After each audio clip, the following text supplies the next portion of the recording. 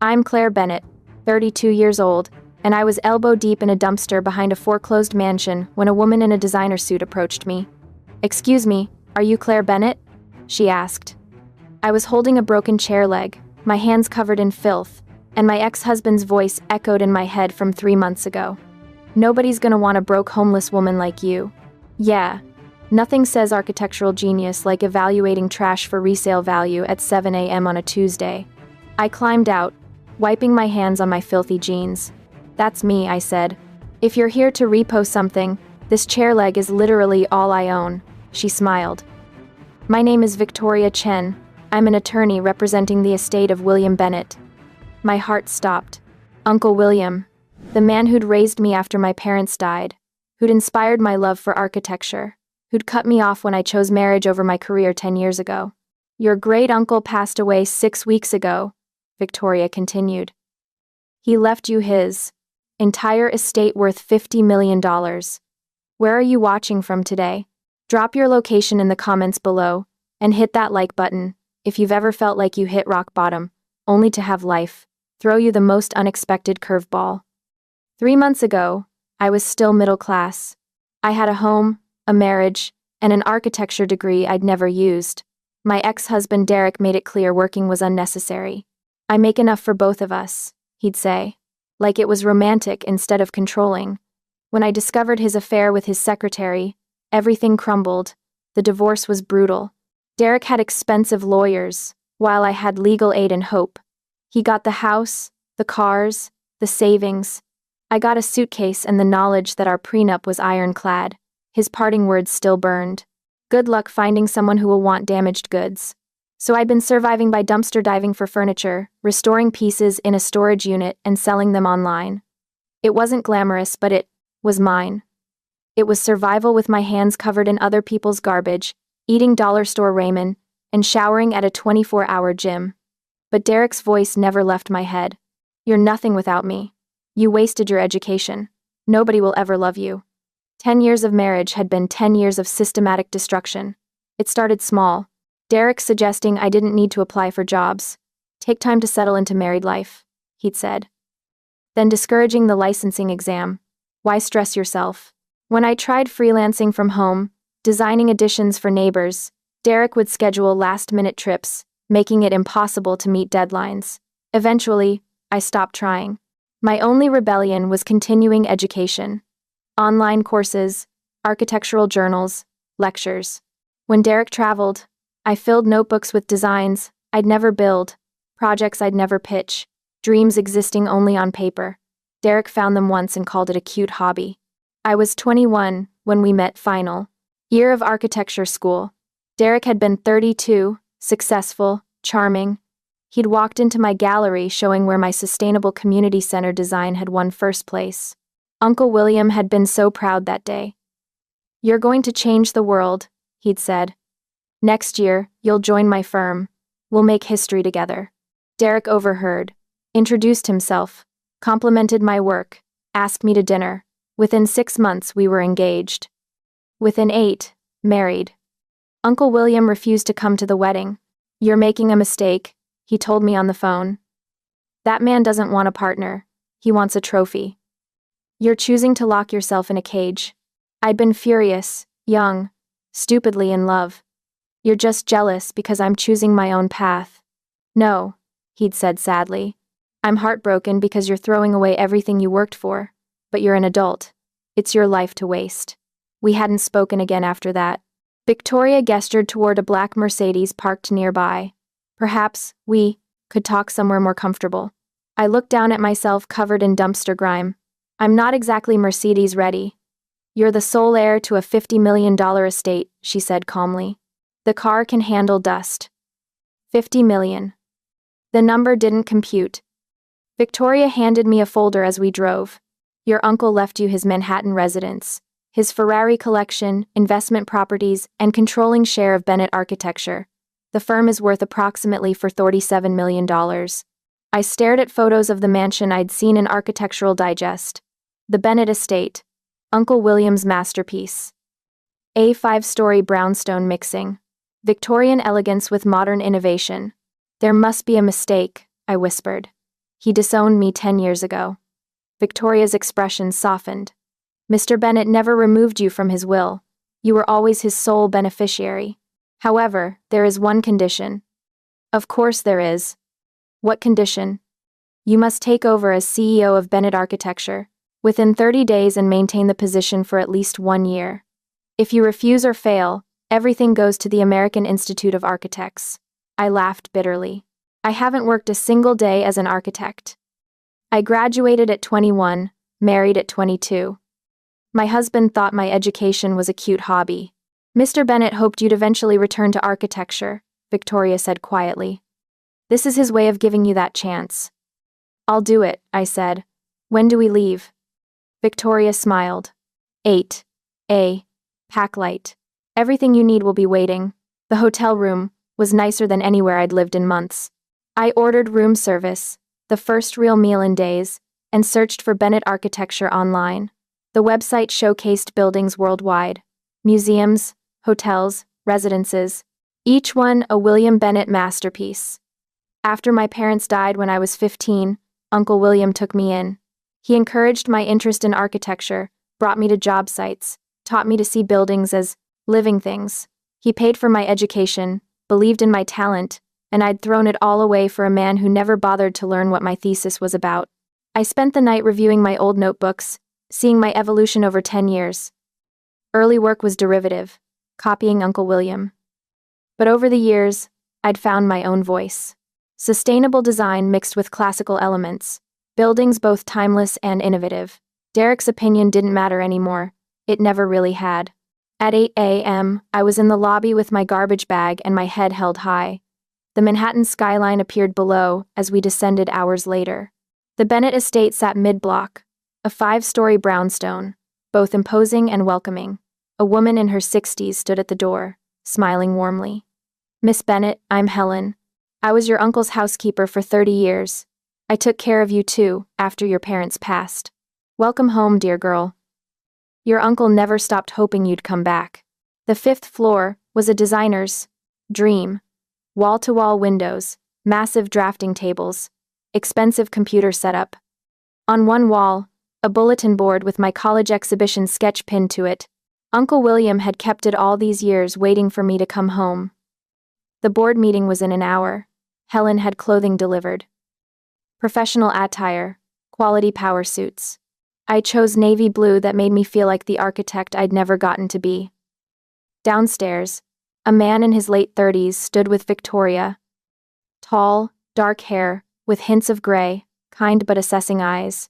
Claire Bennett, he said, extending his hand. I'm Nathan Cross, senior partner at Bennett Architecture. I worked with your uncle for 12 years. The Nathan Cross?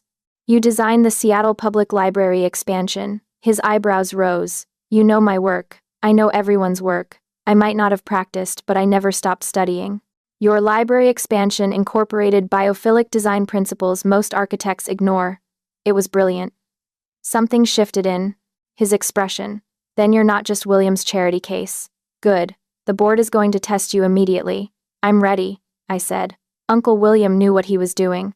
The Bennett Architecture offices occupied 3 midtown floors. Staff turned to stare as we entered. In the conference room, 8 people sat around a table, all looking at me like an unwelcome intruder. Ladies and gentlemen, Victoria began. This is Claire Bennett, William Bennett's great-niece and incoming CEO of this firm. A man in his 50s leaned back with obvious skepticism. With respect, Miss Bennett has never worked a day in this industry.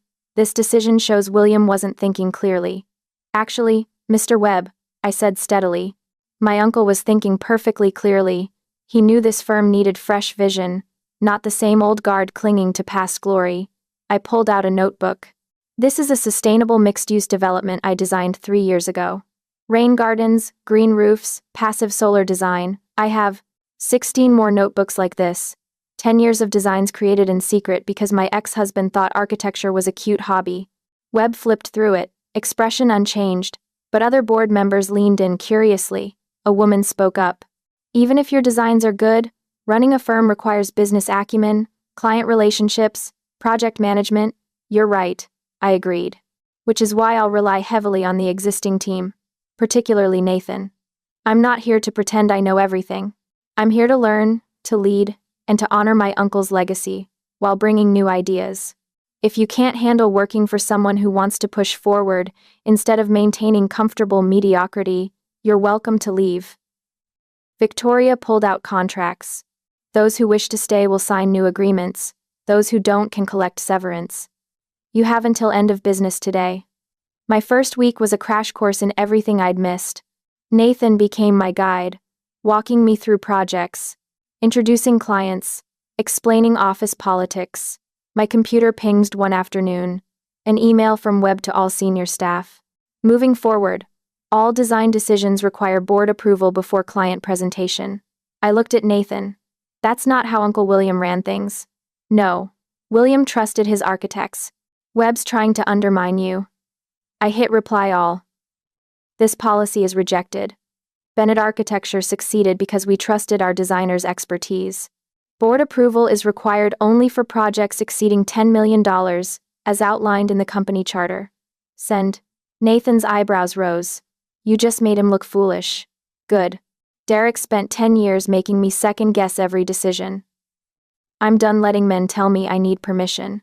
That evening, exploring the office alone, I found folders in William's cabinets labeled with my name by year, my undergraduate work.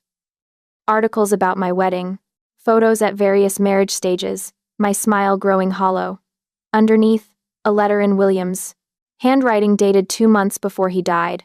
Claire, if you're reading this, you finally came home. I'm sorry for being stubborn. I should have called 1,000 times, but I was hurt you'd chosen so poorly. I watched you diminish yourself year after year. This company was always meant for you. I'm proud of you.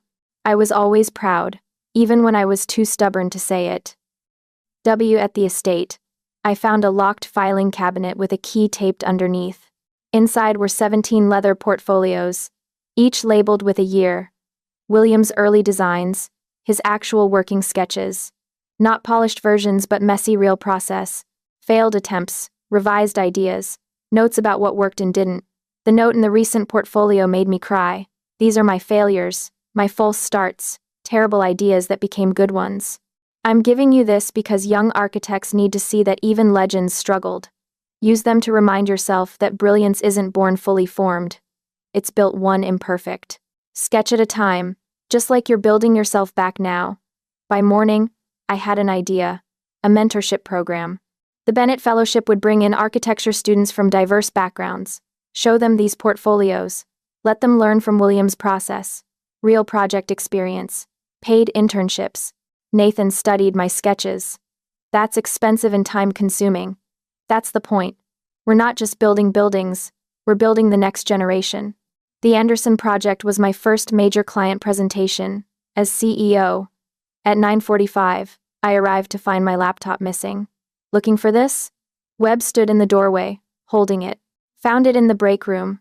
I opened the laptop, but the file was corrupted. Slides jumbled, images missing, renderings replaced with error messages. Everything okay? Nathan asked. Entering with clients. I had 30 seconds to decide. Actually, I said, closing the laptop with a smile, let's do this differently. Mr. Anderson, you said you wanted a building that tells a story. Let me tell you that story. I moved to the whiteboard and started sketching. Traditional architecture treats buildings as static objects. I said, drawing details. But your headquarters will be dynamic, alive.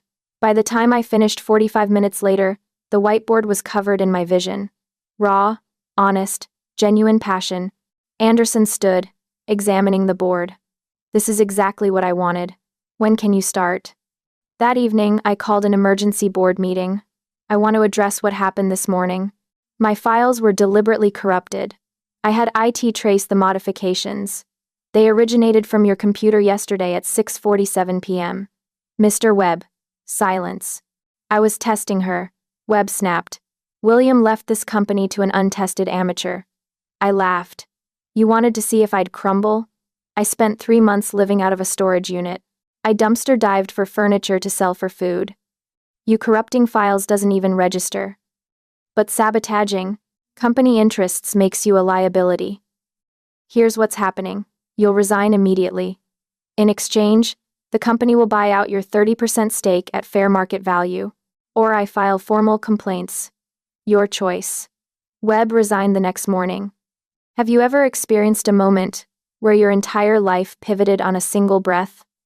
Drop your thoughts in the comments below. 2 weeks later, Helen found a leather-bound journal behind William's architecture books. Miss Bennett, you should read this. Your uncle kept a diary. The journal covered 15 years. March 15th, 10 years ago, Claire married Derek Marshall today. I refuse to attend. Helen says, I'm being stubborn and cruel. Maybe, but I can't watch someone I raised walk into a cage with her eyes open. All I can do now is wait and hope she finds her way back. July 22nd, 8 years ago. Started building the studio on the 5th floor today. Helen thinks I'm foolish, preparing a space for someone who might never come home, but I need to believe she will. The studio is my act of faith. January 30th, 3 years ago. Heard Derek's having an affair. Everyone knows except Claire. Part of me wants to tell her, but she needs to discover it herself. Needs to be angry enough to leave. November 11th, 2 years ago. Reviewed my will today. Everything still goes to Claire. Contingent on running the firm for at least a year. This company was always meant for her. September 4th, 1 year ago. Doctor says I have maybe 6 months. I've made peace with dying. What I can't make peace with is the possibility Claire will spend her life in that prison of a marriage. March 8th, 8 weeks ago. I'm dying faster than expected. Victoria has instructions to find Claire after I'm gone. The rest is up to her. Love always, William. I sat in his study crying, feeling grief and gratitude for a man who'd never stopped believing in me. The Bennett Fellowship launched 3 months after I took over. Over 300 applications for 12 spots. This one, I said to Nathan, showing him a portfolio. Emma Rodriguez. She's designing homeless shelters that incorporate community gardens. She sees architecture as social change. Nathan studied it. She's young, only 22. No experience. Neither did I when William believed in me. That's the point. The fellows arrived in September. Your presence isn't charity, I told them. It's investment. William Bennett believed great architecture comes from diverse perspectives. You'll work on real projects alongside our architects. Emma approached after, hands shaking. Miss Bennett, thank you. My family didn't understand why I wanted to study architecture. I smiled. Let me guess. They said it was a nice hobby, but not a real career. Exactly. Because people who don't understand passion will always try to diminish it. My ex-husband spent 10 years telling me my degree was a cute waste of time. Don't let anyone make you small for dreaming big. Bye. November. Emma's community shelter design attracted attention from a nonprofit building in Brooklyn. This is too much responsibility, Emma worried. You're an architect, act like one. Then Derek resurfaced. My phone buzzed. Congratulations on your inheritance. Guess you landed on your feet. We should talk. Derek had found out through an Architectural Digest article. I showed Nathan, who darkened immediately. Want me to handle it? No, I said, deleting and blocking the number. He doesn't deserve any response. But Derek wasn't done. He reached out to Emma through LinkedIn. She immediately told me I had Victoria draft a cease and desist letter. Further contact will be considered harassment. A former acquaintance warned me weeks later. Derek's telling people you stole. William's company manipulated a dying man. Let him talk, I told Nathan. Anyone who knows me knows the truth. In February, the firm received an unexpected offer.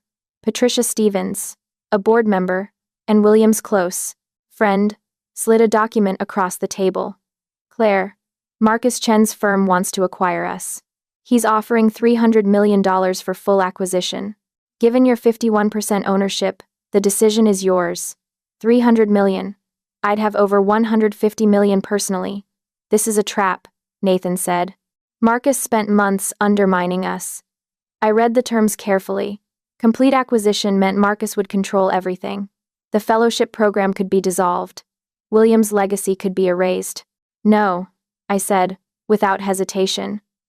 Claire, that's a lot of money, Patricia said gently.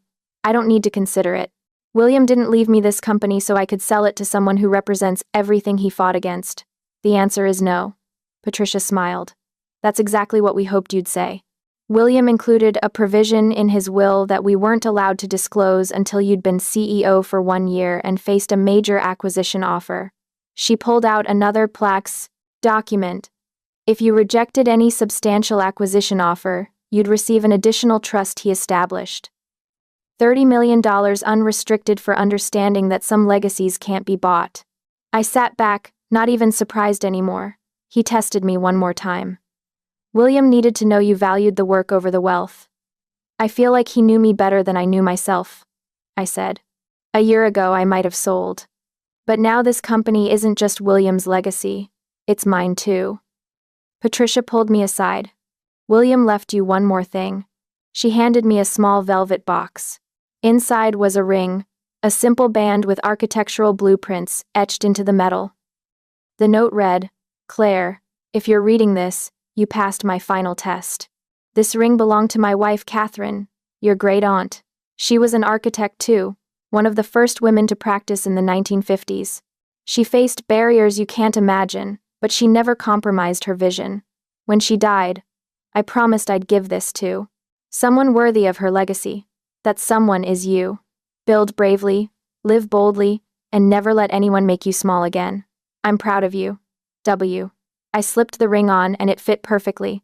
That evening, Nathan found me in the studio. "Claire, I'm not doing this because of any timeline or test. I'm doing this because every day with you is better than the day before." He pulled a small box from his pocket. "Will you marry me?" "Yes," I said through tears. "Yes, absolutely yes." The engagement announcement made waves, but Derek's response was the loudest. Victoria called me one Friday morning. "Derek filed a lawsuit. He's claiming you used marital assets to invest in Bennett architecture, that he's entitled to a portion of your inheritance." I laughed without humor. "I was broke when we divorced. He took everything. He's arguing that your architectural knowledge acquired during your marriage, while he supported you financially, constitutes a marital asset.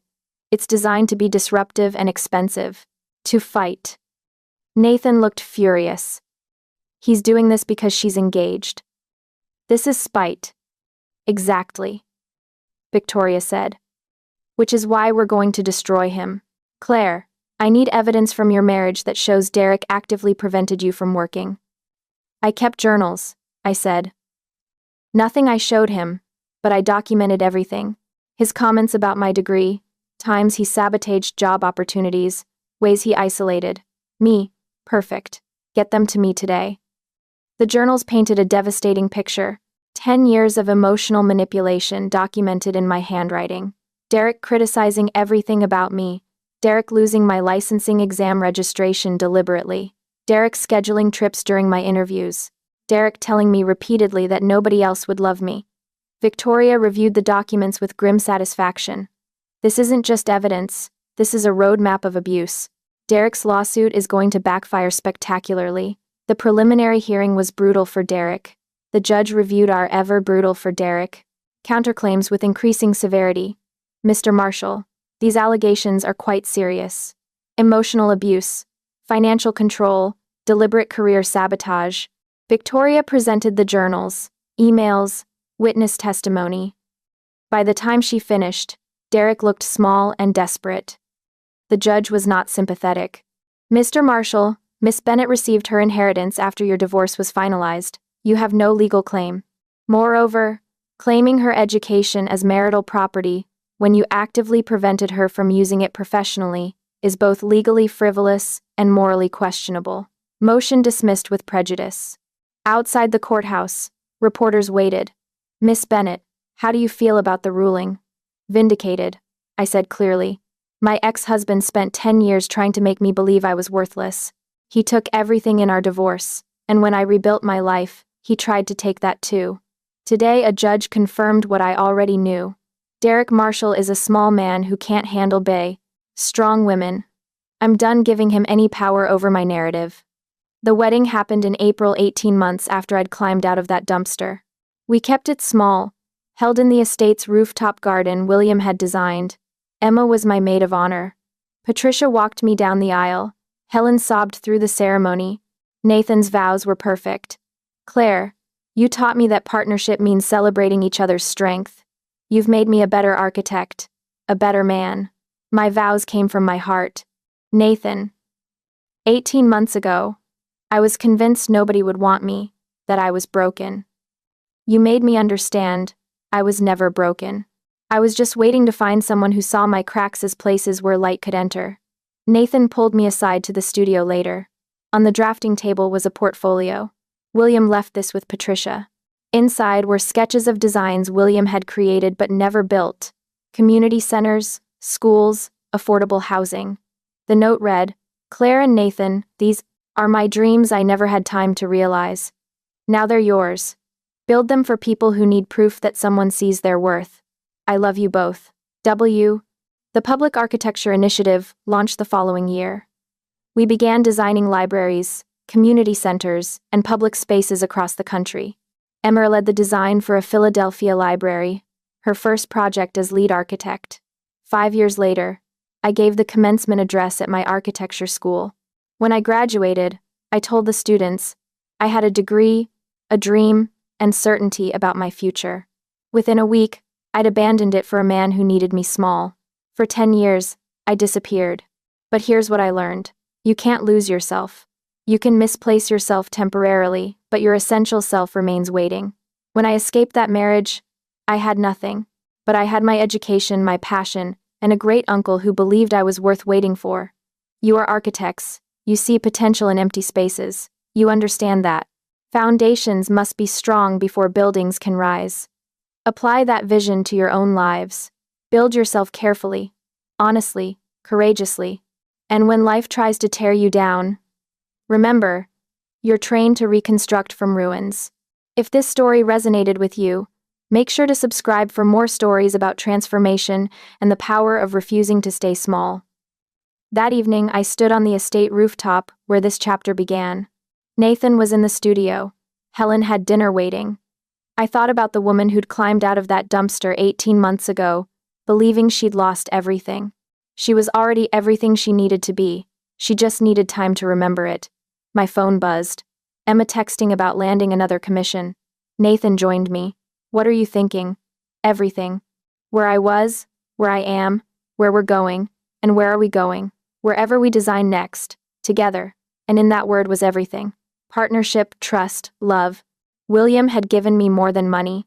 He'd given me the gift of hitting rock bottom hard enough to understand what solid ground felt like. The city lights glittered like blueprints waiting to be filled with purpose. I wasn't William's protege. I wasn't Derek's victim. I was an architect of second chances, of possibility, of futures built on belief that everyone deserves space to grow. And that was the inheritance that really mattered.